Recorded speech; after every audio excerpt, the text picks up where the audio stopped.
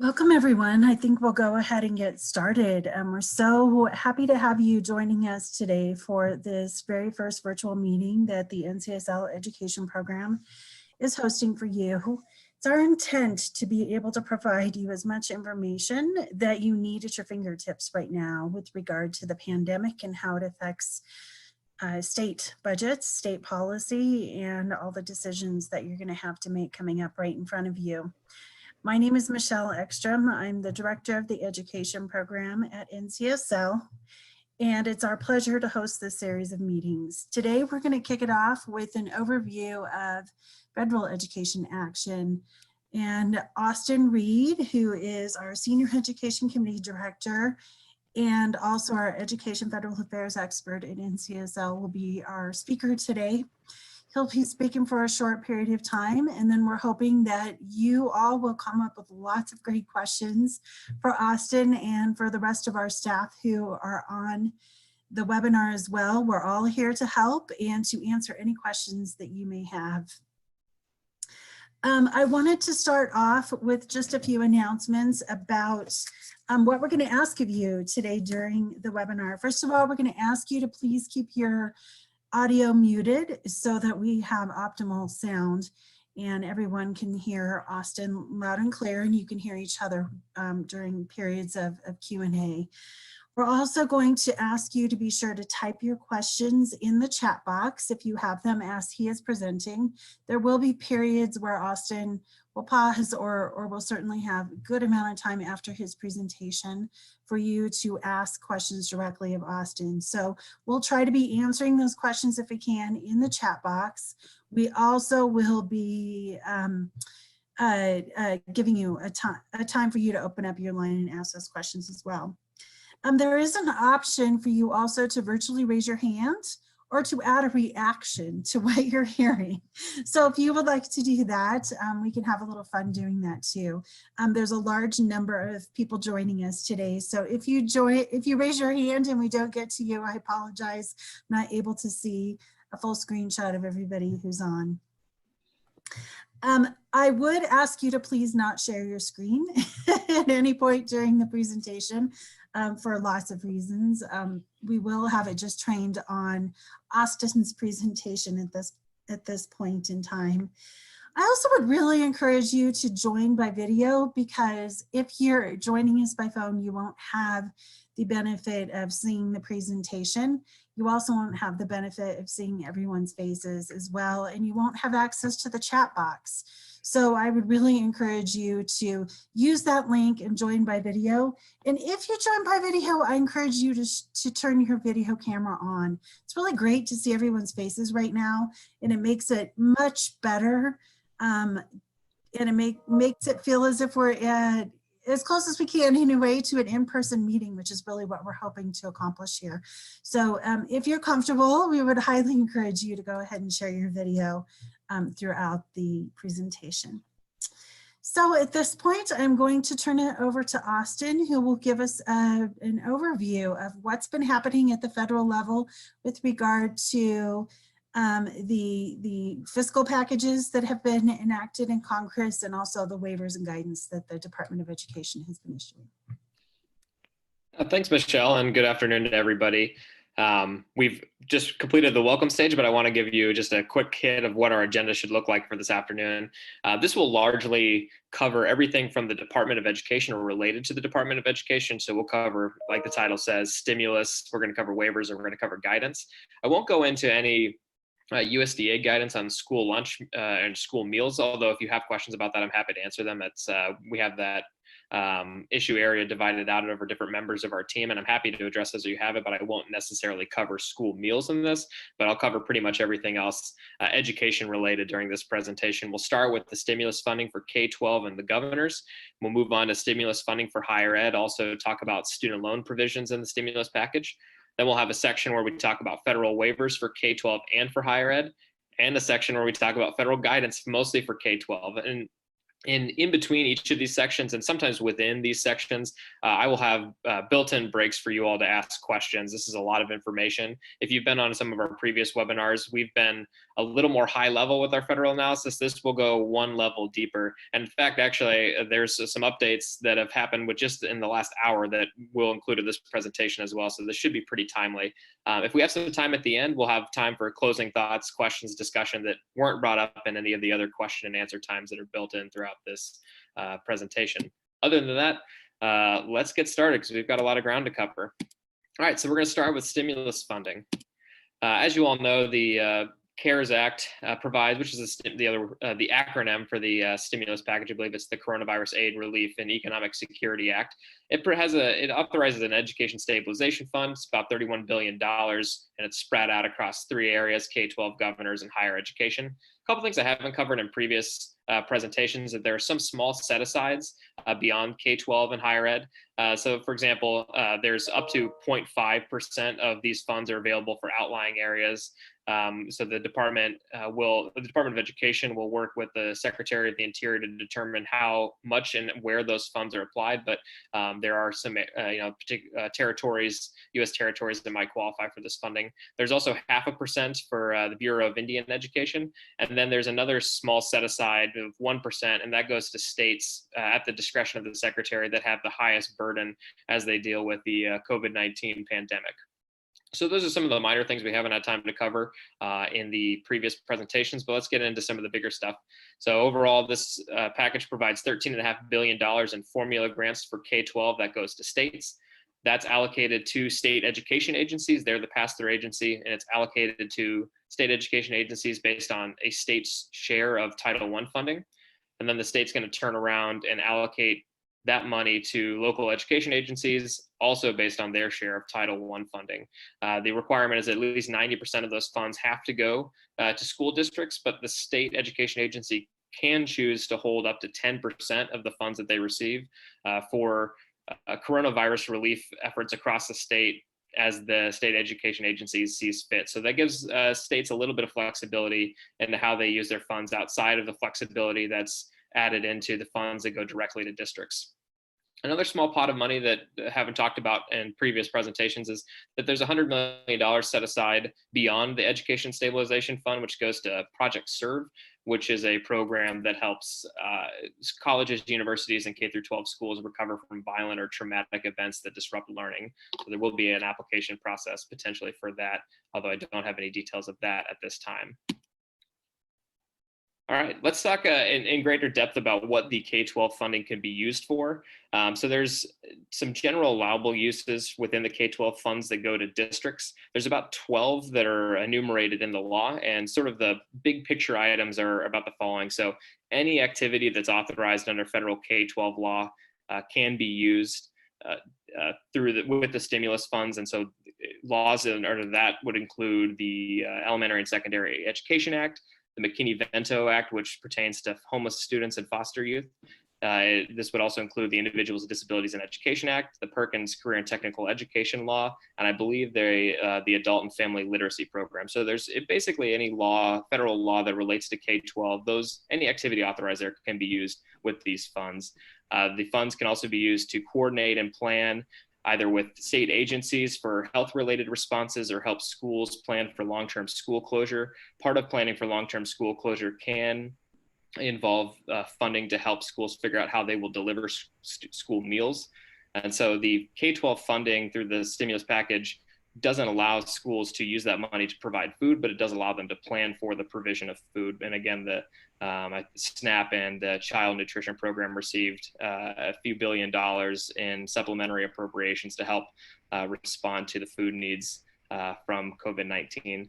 Some of the other uses are to purchase education technology, provide mental health services and supports. There's one clause which I've highlighted here in quotes that I think is interesting. It says, quote, other activities that are necessary to maintain the operation of and continuity of services within a school district. The reason I've highlighted that one is because generally these funds for the K-12 stabilization fund don't seem to be intended to replace any declines in state revenue or general funding that a school has. This is more intended to be relief funds to directly respond to the COVID-19 emergency.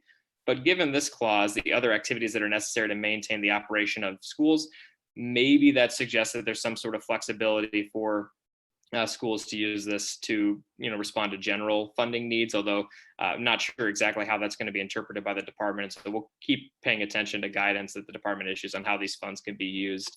And then finally, there's a number of sections that enumerate the ways in which these funds can be used to address the learning needs of particular populations, which we'll detail on this slide. So I really wanted to pull out ways in which the stabilization fund could be used for students with unique learning needs, in particular areas in which that's called out.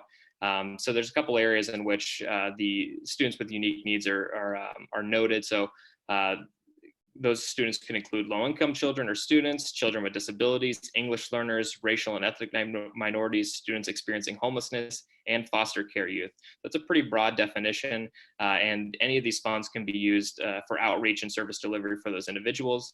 Again, I just want to point out that any activity authorized under federal K12 laws can be used. And so IDEA, McKinney-Vento, which responds to homeless and foster youth, any activities there can be used by these funds.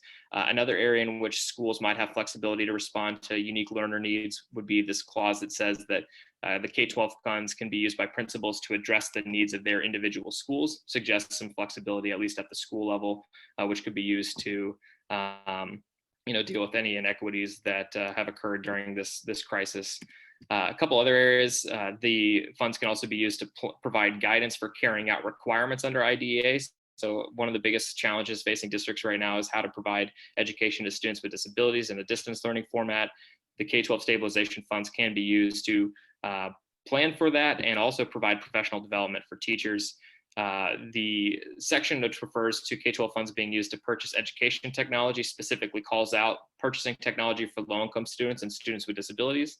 And then finally, the funds can also be used to provide summer or after-school learning opportunities for low-income students and a number of other students that are noted in the bill as well. So that's sort of the use of funds as we know them. Obviously, the department will try to clarify that, but within the statute, there's a fair amount of flexibility for how these funds could be used. There's no comment or no language that suggests that any of these activities have to be funded at certain levels. To my understanding, that a district or school would have pretty wide discretion as to how much and what types of uses this funding would be used for.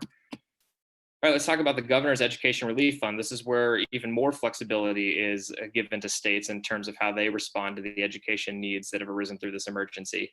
Overall, the CARES Act provides $3 billion to governors for education. That's distributed to states based on the relative size of their student population, ages like 6 through 24 is specific formula for that.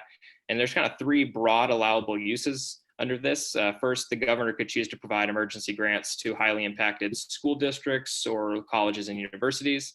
And then the governor can also provide support to, and I've put this in quotes because I think this language is still a little, has some room for interpretation, but suggests that the governor can provide money to any education-related entity that the governor deems necessary for carrying out emergency educational services, and suggests that those educational services could be related to any activity under federal K-12 laws, providing childcare or early childhood education, as well as addressing social and emotional learning needs and the protection of education-related jobs.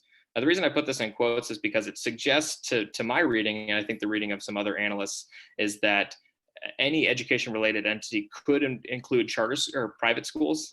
Charter schools, public charter schools would receive funding through the K-12 fund and will also qualify for governor's funds. But this any education-related entity suggests that a non-public school could receive these funds should the governor deem them essential for carrying out emergency services. So it's not a direct appropriation, but it seems to be an allowable use under the governor's fund.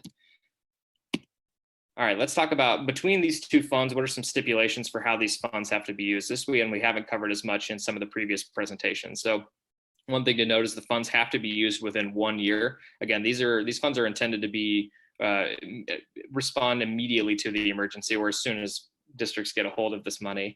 Another provision that local education agencies have to abide by is that they must provide Title I equitable services to non-public schools. So this is something that already happens under Title I funding. Basically, if there are students who would have attended the district that would qualify for Title I or special services that attend a private school, the district can still provide some Title I money to that private school for services for those students. That happens every year, and with the funds under this act, the school districts must also coordinate with local private schools to determine what those equitable services look like. So it's not a direct appropriation to private schools, but it is one requirement that is typical of federal law as it exists already. A couple other provisions that are included. One, that any entity that receives this money is supposed to continue to pay its employees, quote, to the greatest extent practicable.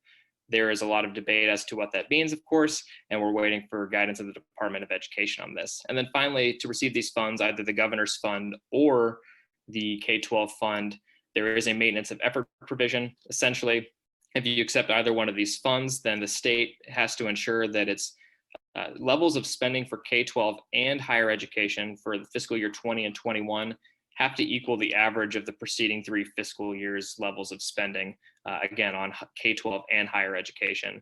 And there is some statutory language that would offer waivers from these programs in the event of precipitous decline in financial resources. We'll get into what that could look like in terms of guidance from the department here in just a second. So here's the questions on these funds before we go to questions from you all. The first question is, when will funding reach schools? According to the CARES law, state applications for this aid must be made available within 30 days of the law's enactment. So that would put it about April 26th, which is a Sunday. So hold on. That's a Sunday, but I assume it would be Monday the 27th. That's the latest at which it would be available. The governors have asked for the funding to be made available within the next 2 weeks as of last Friday, but they've expressed doubts that that's going to happen. So it seems like the timeline on this is a little slower than some would like, but that's the timeline we're working with now. We would assume that the state applications for this money would be pretty straightforward and simple. So hopefully, a state could apply and get turned around from the department within a matter of days.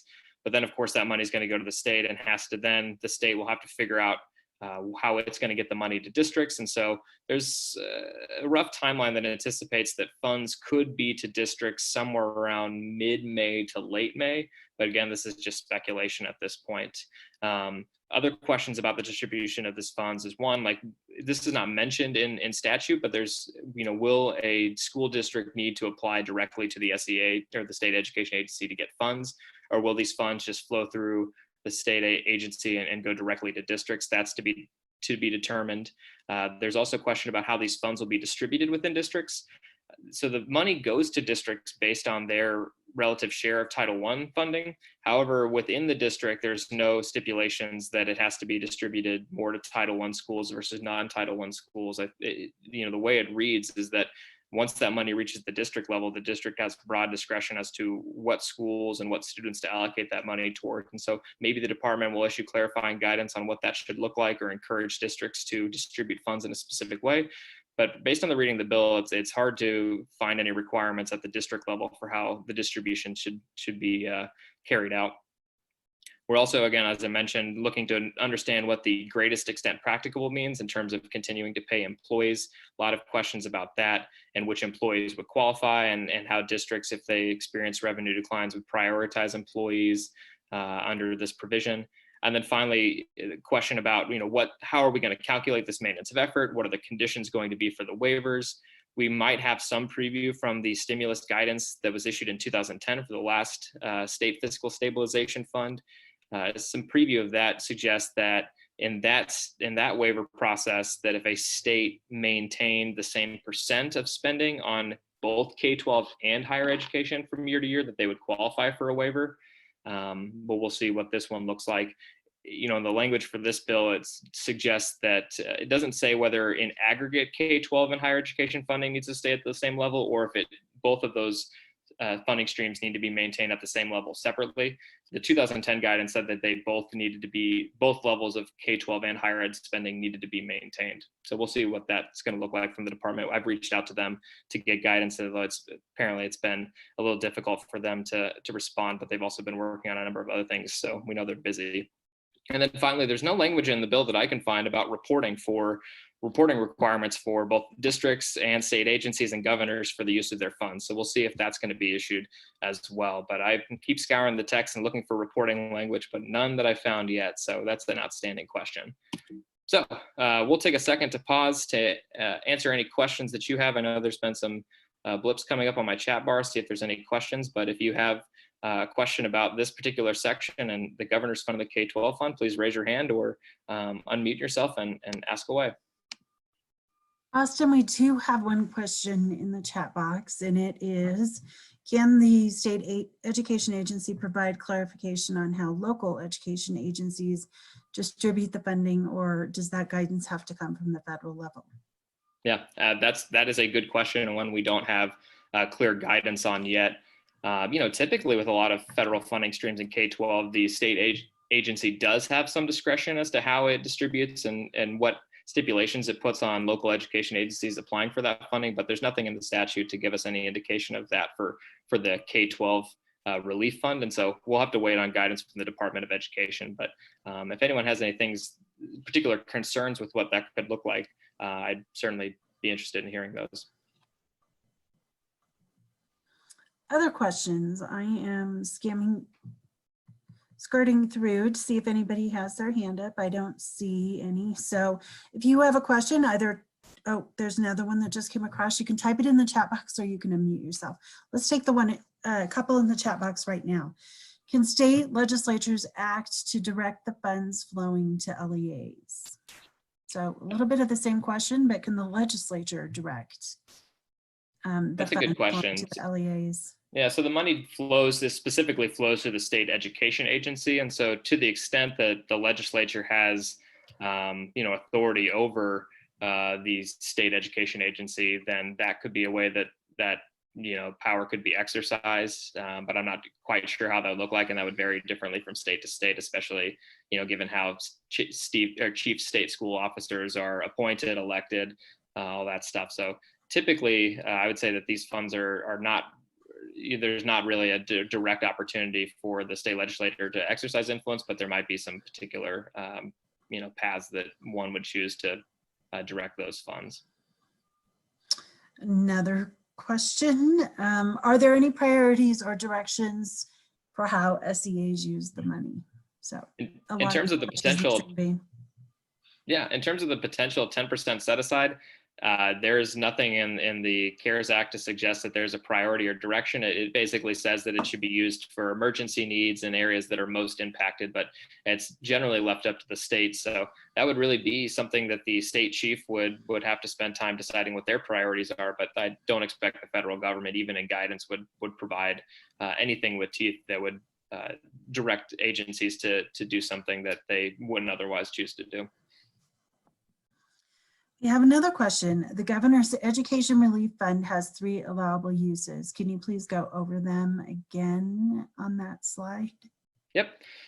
So actually on that slide, I originally had the 3 bullets out, so that was just a formatting error. So the 3 uses under the Governor's Fund are emergency grants to districts, school districts, emergency grants to institutions of higher education, and then the third one is any support grants to any education related entity. So those are the 3 uses, and even within those there's a lot of flexibility. So those are the 3 uses, but again, they're very broad, and the way it reads, and within those 3 purposes there's no specification as to if a governor could choose to give all their money to school districts. They could choose to give all their money to colleges and universities. There's no real direction as to how much money needs to be spent on those purposes. Is there a direction on whether higher ed funding should be sent directly to institutions, or will it go to a state agency and then be distributed? I will answer that question in the next section. And in fact, we have big updates on that have happened within the last hour. So that is the next section, and we'll address all those questions then. Gosh, the questions are coming in now. Let me see. Let's see. I just skipped down too far.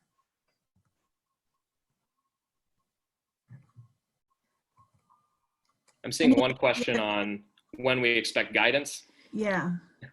That's a good question. What's interesting is that we were expecting the department.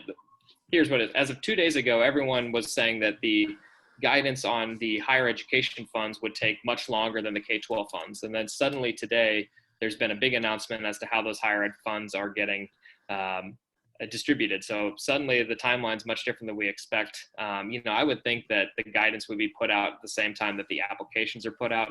So, since the applications have to be out by April 27th, you'd think in the next couple of weeks, the applications and the guidance would be put out. But I haven't heard anything directly back from the department about my particular questions on this process, and so suggests that they're deep in discussion, but aren't ready to put that on. I've also heard that OMB has been pretty cautious about vetting all the applications that the department's put out. So I think that it has been a little slower than people would have preferred. A couple more questions. Are school districts able to seek reimbursement for expenses they have already incurred from the CARES Act funds, or is it only the expenses after they get the money? That's a great question, and that's a big outstanding question as to whether the department will allow pre-award costs. I would guess yes, because by the time that this funding reaches school districts, it's going to be late May, and so that's 3 months would have gone by under which this emergency would be impacting schools. So I would be surprised if the department wouldn't allow pre-award costs, but you never know, and that's something that I might actually circle back with the department about, because this is clearly the money's going to get to schools at a time where they've already been, dealing with so many expenses. So, but we don't know the answer to that question, but that's what I would anticipate. One last question regarding MOE. Is the 3-year average requirement applied to K12I and higher ed separately or considered in total? I know we've had this question a couple of times. That's a fantastic question. One that for this particular stimulus package, we can't yet answer. If I recall from the 2010 maintenance of effort, they were treated as separate maintenance of effort provisions. So one was for K-12, one was for higher ed. They had to maintain the same level. And they specifically said that they were separate and talked about which years they needed to benchmark off of for hitting their maintenance of effort. So you would think that would be the same here, but again, we don't know. And that's something that we have reached out to the department about.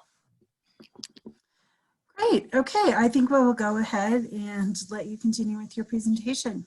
Yeah, and thanks for all the questions. These have been really good and help us sort of clarify how we want to be interacting with the department as they obviously consider a lot of this guidance. So this next section is very timely. We're talking about the Higher Ed Relief Fund, and this is where we've seen updates within just the last hour. So overall, the Higher Education Relief Fund provides about $14 billion in grants that go directly to institutions of higher education. They do not pass through any state agency. They don't pass through the state legislature. They go directly to the institutions of higher education through the same system that a student loan or a Pell Grant would. So that's the mechanism by which that money will flow. 90% of that money has to go directly to accredited institutions.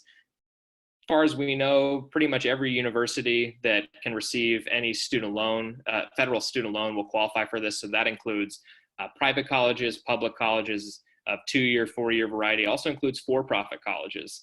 Most colleges will, as long as they can accept federal student aid, they should be eligible to receive this money. And the money is going to go out based on a school's relative share of its Pell students. So the more low-income students the university enrolls, the more money they would expect to receive in direct appropriations. One thing to note is that the student count does not include students who are exclusively enrolled in distance education. So there won't be schools won't get any benefit or extra benefit for having those students in terms of the money that they receive. Also within this $14.5 billion, something we haven't covered in other presentations, 7.5% of that money will be made available as additional awards to HBCUs and minority serving institutions. That is approximately $1 billion of funding. So the numbers that we're seeing right now about the estimates that each university receives typically doesn't include this additional funding. Of course, that's only available for select institutions. There's another 2.5% that goes to FIPSE schools, which a FIPSE school is it's the Fund for Improvement of Post-Secondary Education. It's a grant program. We're not sure how that money is going to be allocated and into which schools, but that's another area in which schools could receive additional funding. And then finally, there's also a provision in the law that allows for $500,000 to be awarded to institutions that are not eligible for the general funding, which most universities receive, and they're eligible based on their need. And so the secretary has to determine that. But there's, within this $14 billion, there's about 4 different ways that a university could access money. So once the money reaches the colleges and universities, at least 50% has to be spent on emergency aid for students. And this emergency aid is broadly defined. It can cover anything under a student's cost of attendance: food, housing, course materials, technology, healthcare, childcare, very, very broad there. And the remainder of that money has to be spent on covering, and this is the language we have right now, covering any cost associated with significant changes to delivery of instruction. And I'll explain why this is a little confusing, because the use of funds, if you're an HBCU or an MSI and you're receiving money through that stream, the use of funds are slightly different than the general funding stream, and we're not sure if they're the same. They're going to be the same in guidance. So if you receive funds as an HBCU, you're able to use that money to defray expenses, which includes making up for lost revenue or reimbursement for expenses already incurred. Those uses are specifically enumerated in the use of funds for HBCUs, but that language is not used in the just general funding stream for all institutions of higher education. So we're not sure if the institutional use of funds after emergency aid can be used for a wide variety of uses. There's some that think that when it says costs associated with significant changes to delivery of instruction, that would mostly mean covering the cost of distance education and not making up for lost revenue. However, I think the intention was to, give a fair amount of flexibility to institutions on how they use that. So that's an outstanding big question that the higher ed community has. Here's the update. And now that I've given that overview, as of 2 p.m. today, the Department of Education made kind of a surprise announcement to me, where they are going to immediately distribute the emergency aid for students to colleges and universities, I think now. Basically, the $14.5 billion, since at least 50% of that had to be spent on emergency aid for students, the department's moving forward with that. They're expecting to distribute about $6.28 billion. And the process is this, starting within the last hour, a university or college just needs to sign a certification to say that they're going to distribute the funds to students. They will be able to get that money as soon as that certification is received by the Department of Education. Once the university has their share of money, they're then going to determine which students will receive the cash grants. There is pretty much broad flexibility as to how a university distributes this money to students. The department, in the letter that they released an hour ago, encourages institutions of higher education to prioritize students with the greatest need. That is an encouragement, it is not a requirement. They're also encouraging universities to include a maximum aid limit to make sure that more students have access to this funding. And they reference the amount of the full Pell Grant, which is about $6,200. Again, that's an encouragement and not a requirement. The department also noted that if certain universities had low numbers of students that really had great needs, that they might consider sharing their funds with other colleges and universities who had a student population with greater needs than their own. Again, that is an encouragement, not a requirement. But basically the headline here within the last hour is that the Department of Education, with all expediency, is going to send money directly to colleges and universities to provide emergency aid for students. Now, the big question is going to be, again, how does a university distribute those funds, and when will students be able to access those? So that's the latest update we have here. Just a couple stipulations and considerations before we move into these sort of big questions. One, there's not a maintenance of effort for universities to receive the higher education funds. The maintenance of effort provision we talked about earlier only applies to the K12 and Governor's Fund. However, the K12 and Governor's Fund include a higher ed spending as part of the MOE. So I think that's where, I think the department is trying to make sure that schools continue to receive the revenues that they should.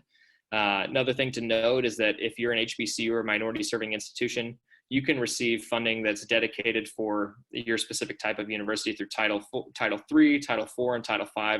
Those funds can be freed up to respond to COVID-19. And then finally, and this is in contrast to the K12 and Governor's Funds, recipients in colleges and universities have to report on how they're using their funds to the Secretary of Education. So there is a reporting requirement for these sets of funds in the statute, which I could not find for the K12 and the Governor's Fund.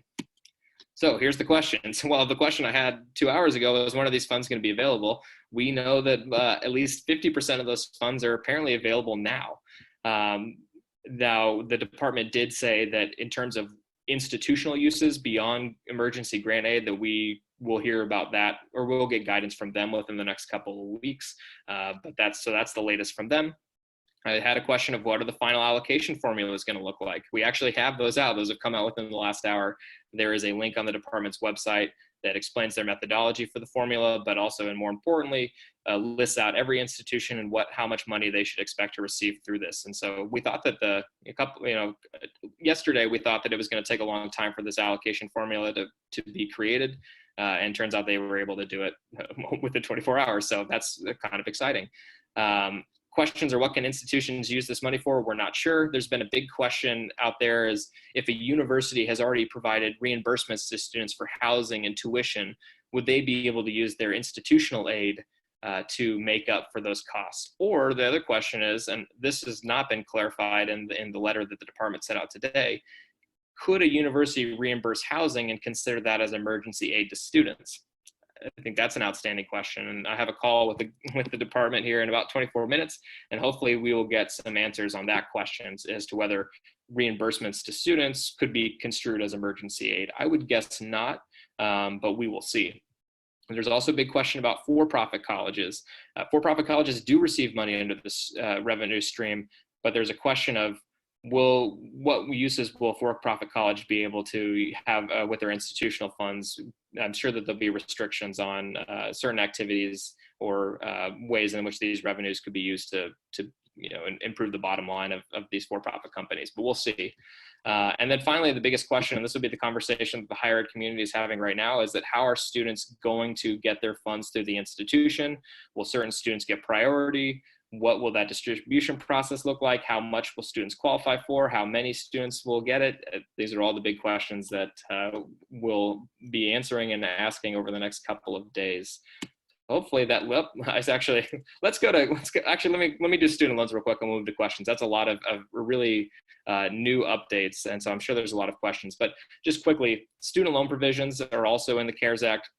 If you have a federal student loan, payments have been deferred through the next 6 months, and interest on those loans have also been waived for the next 6 months.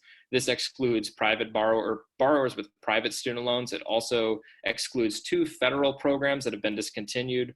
One is the Perkins Loan Program that was discontinued in 2017. The other is the Families and Education Loan Program, which was ended in 2010. Both of these loan programs, these federal loan programs, the money is held by either a private lender or a college and university, so it's not federally held, and that's why it's excluded from this program. During this deferral period, every month of this deferral period will still count towards federal loan forgiveness programs, and it will also be reported to credit agencies as if payments were being made during this deferral period. However, borrowers can still continue to make payments even though they are not required to for the next 6 months on federal loans. The CARES Act also halts all collection actions and any penalties related to defaulted student loans for the next 6 months, so there's a grace period there. And then finally, there's a provision in the law that says that a company can pay up to about $52.50 of an employee's student loan on a tax-free basis through December 31st of this year. So that's our stimulus summary of funding that's going to higher education. I will pause to take questions. All right, it looks like we have several. Are online IHEs eligible to receive federal funds? That's a good question. I would guess that because the formula, and we now have that formula officially out and we have the list of institutions so we can be able to check this, but my understanding is that if a student is exclusively enrolled in an online education program, they're not counted in the funding formula. So I would presume that if the university is online only, that would mean that every student is also exclusively enrolled online. I would guess that they are not eligible for the general funding based on my read of it. However, I think there's that one provision that does say that institutions that don't qualify for general funding could get at least $500,000 at the discretion of the department. My guess is that maybe those institutions would qualify, but that's a very good question and one that I hopefully can ask the department here in the next 20 minutes.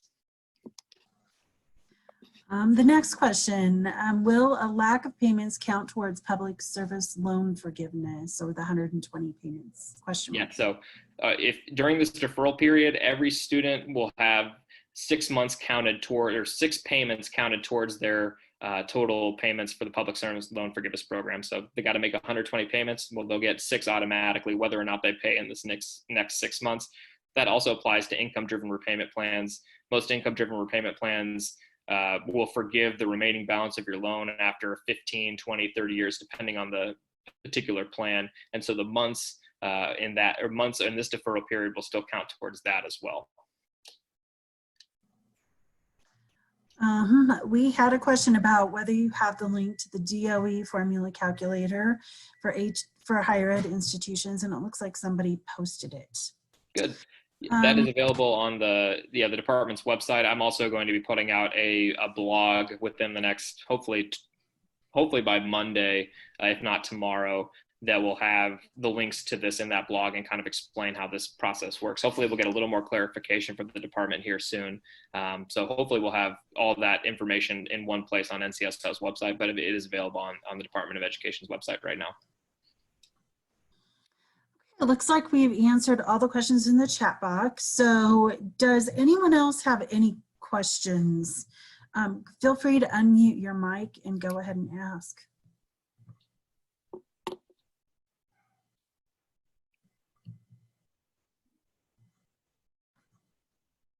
Okay, seeing none right now. I have some questions of you all. Well, actually, let me back up. I do have one question for you, Austin. I've had conversations with several foundations recently, philanthropies, where their big question is, how much is this real? How much will the federal money that's flowing alleviate the impact to states and school districts? And I know we're going to talk some about that on Tuesday's virtual meeting, but I would love to know your perspective or just your thoughts off the top of your head. I think they found it a little surprising that there would still be additional pains coming for schools and school districts and for states down the line. And with all this federal funding flowing, they felt like, gosh, doesn't this just fill in the gaps? And so they really wanted to know how much of a gap do we feel like we're going to have. So I know that Mike and Dan will get into that a bit on Tuesday's webinar, but wanted to offer you the opportunity to jump in here. Yeah, I think from the federal perspective, this CARES Act is considered a relief bill rather than a stimulus bill. So most of the provisions are really just to respond to immediate emergency needs that have arisen during this crisis, and that hopefully subsequent bills from Congress will work on addressing the state revenue shortfall, which we're anticipating, and we're learning more and more about each day. I do think it's interesting to note that the Department of Education typically gets about $72 billion in appropriations each year, and this this right here is about $31 million. So it's almost, it's a little under half, maybe 42% or so of federal funding just going directly to relief efforts for COVID-19. So I think that's particularly interesting. And the portion of money that goes to K12 is approximately the same amount of money that's allocated to districts nationwide for Title I. So I think there's, you could be of two minds on this. One, this money is clearly not going to make up for the budget shortfall that states are going to face. However, it's not intended to do that. And we expect that need will be met later by Congress, but in some ways it is a substantial amount of funding. Again, this is half of for just relief efforts. This is half of what Congress usually appropriates to education every year. And so I think from one perspective this is a significant amount of money, but from another perspective this is obviously not going to be enough. Okay, we do have another question in the chat box. Can you give me a resource that identifies the amount of money coming to states in the education support grants separate from the governor's fund? Yep. So we have we put out, and I can find the link to this here. I have it up on my browser right now. We put up a blog for the K12 provisions in the CARES Act on ncsl.org, and in that there's a link to estimates for both the K12 and the Governor's Fund from the Congressional Research Service. So that's available on our website now, but I can also track that link down and try to put it in the chat box if to the extent that we have time here in the next 15 minutes. Okay, let me see if anyone has their hand raised or if anyone. I don't see anybody with their hand raised, so I have a few questions for you, Austin. Mm-hmm. Or really for everyone.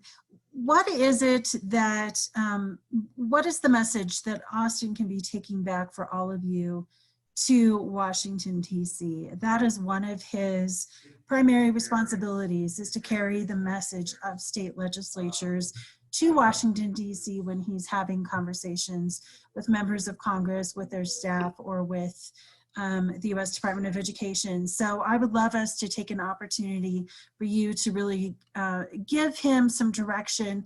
Tell him what you're going through in your state. Let him know what messages that would be helpful for you all to be sending to Congress.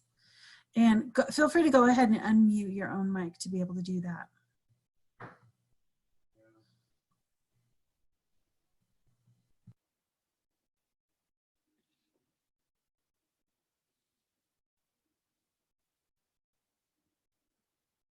Hey, Michelle, it's Rachel in New Mexico. I'm not fit to show my face today, so I apologize. That's not a prerequisite, but that's okay, Rachel. I think I just typed flexibility. Most of the stimulus funds are really narrowly targeted to specific COVID responses, and I think taking back to the feds that more flexibility. The education funds that districts get are really flexible, and that's great, but the funds that our education departments are getting aren't going to be flexible, and the funds that the governor's offices are getting aren't going to be as flexible as I think they could be. That would be helpful for us. I also think flexibility on the maintenance of effort provision is important. You know, we talked with Austin, was it this week or last week? I can't remember. And walked through a bunch of questions and then looked at the guidance document from ARA, and I think kind of mirroring some of that language in ARA and letting states figure out what dollars should count in maintenance of effort, and giving states the lead on putting that maintenance of effort information in front of the feds instead of them being prescriptive and saying this is what you have to include. Yeah, I think that's a good point. I'm glad you raised that on the maintenance of effort for everyone, because yeah, the 2010 stimulus guidance, the ARA guidance, did allow states to determine how they were going to report the funds that they spent on both K-12 and higher education.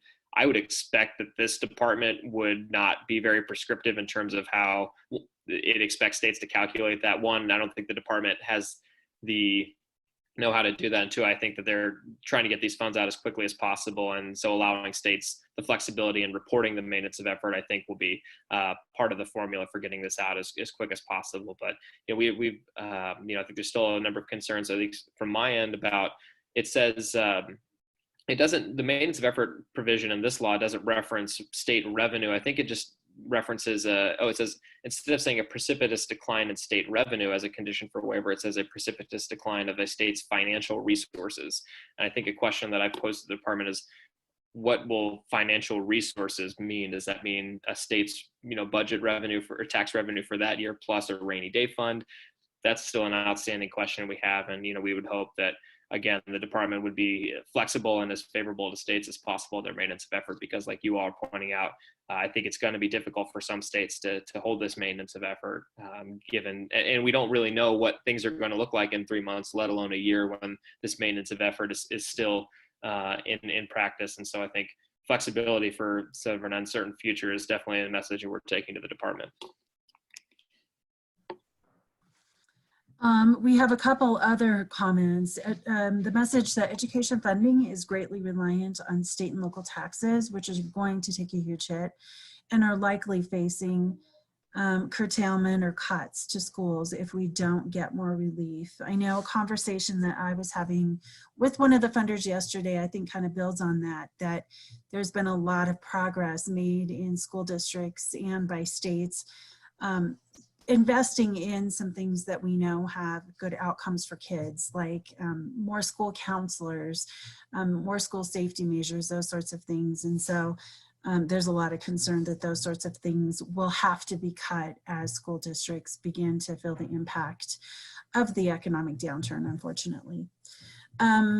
Another comment here, which I think is really important, is Lisa reiterated Katie's question, and hoping that you will for sure take it to the U.S. Department of Ed, Austin. Can state legislatures act to direct the funds flowing to LEAs? So in other words, what exactly could legislatures be doing right now in order to guide some of these funding? Let's see, we have another comment here. The 2009 guidance on MOEs for the K12 piece had a fair amount of flexibility for states to choose how to calculate this, i.e. what data to use, as long as it was consistent. Similar flexibility would be important to the states because each state's funding system is different. And Lisa says state departments are also going to want and need to know about reporting and audits on these funds, which you touched on a little bit, Austin. So I think getting more guidance on that is probably going to be helpful. Janet says we fund schools through a state education fund. We will be in deficit in fiscal year 20 and even worse trouble in fiscal year 21. We need to be able to use federal funds to replace lost revenue. Lots of feedback for you, Austin. Lisa again says state departments and higher ed institutions. I think she was referencing in her earlier comments. We have a legislative staffer from Idaho that says for higher ed, please consider for higher education the impact that this had on recruitment and retention for the institutions for 2021 academic year. The institutions are taking a hit now, but the next shoe will drop in the fall with enrollments. For institutions relying on tuition and fees, this is going to be significant. And I know this is one of the issues that we have tagged when we've been talking about the immediate effects on higher ed is this recruitment effort and the admissions effort that's going on right now. It affects both those institutions and frankly, it affects students who aren't going to know which institutions they're admitted to until later than we normally know, at a time when those students' lives have already been disrupted, having the end of their senior year canceled. Let's see, there's a question here. Is there a collective action that we as legislators could take via NCSL to advocate for faster distribution of funds? For schools and higher ed, the calendar is different depending on the jurisdiction. So I'll let you answer that one, Austin. Yeah, that's actually, I mean, we could consider sending a letter to the Department of Education, sort of encouraging them to move funding as quick as possible. I know that some of the outreach that we've already put to them has been received but not commented on, so maybe this would be a way to get their attention and also note a number of concerns and wishes that we would have.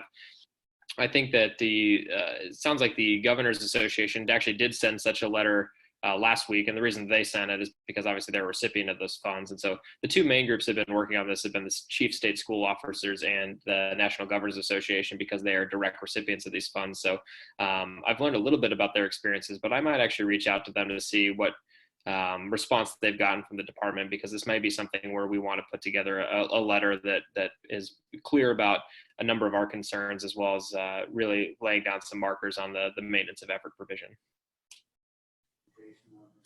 Looks like we have another question. Aside from failing to provide maintenance of effort of funding and not paying contract workers to the extent practicable, are there any other potential pitfalls for states finding themselves ineligible for aid?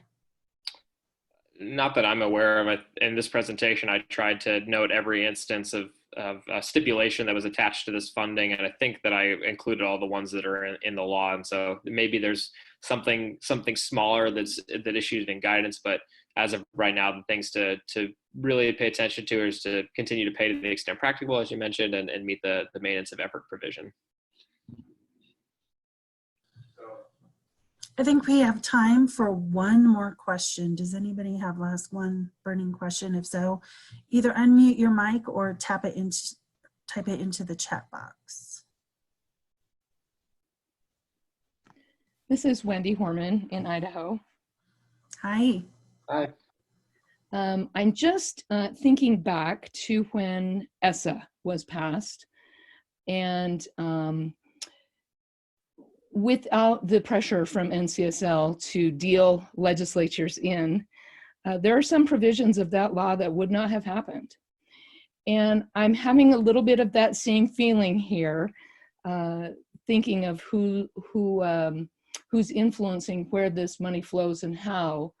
And, you know, I can't, this will look different in every state in terms of how the appropriation process works and who's dealt in and who has influence with which agency and et cetera. So there's not a single solution there, but I would emphasize to the U.S. Department of Education that legislatures do the appropriation process. And it's important that we participate to the extent practicable given the circumstances in these decisions, because we're going to be the ones coming back and making the decisions about what the budgets look like, either in the current budget year or in the next fiscal year.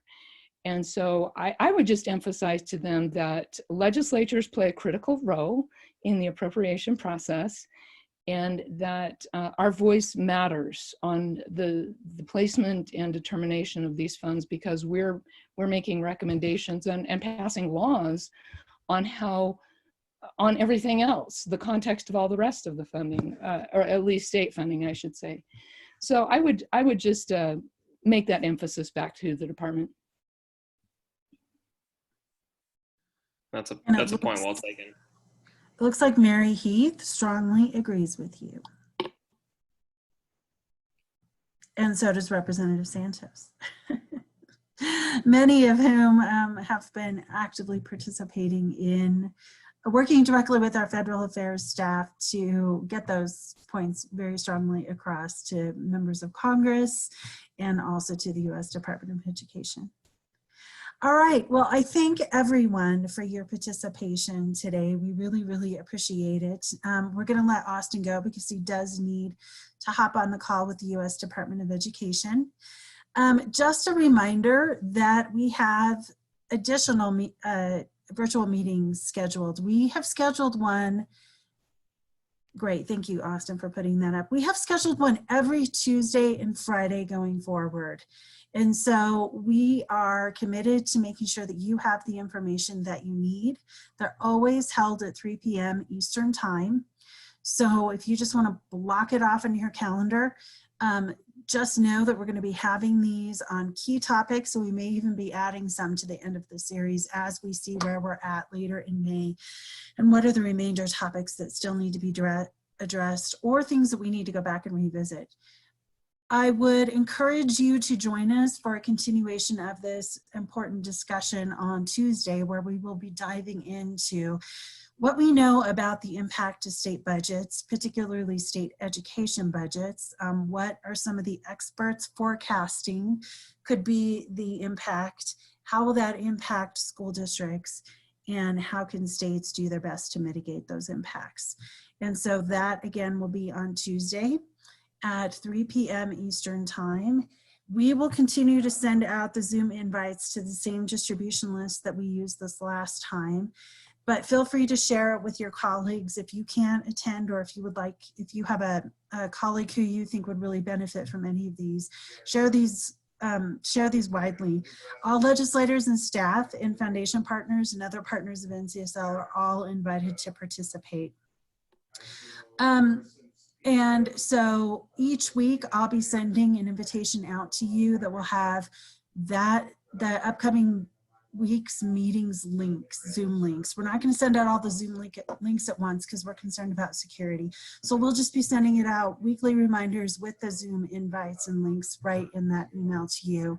If you have any other questions, please feel free to reach out to me or Austin or anyone else on our education team. We're here to help you right now with these issues or with any issues that are coming up in your state with regard to education. As a reminder, we are recording this and we'll post this, so we will have all this information up online for all of you, and look for those reminders for next week's meetings. And with that, we will close and have a great day.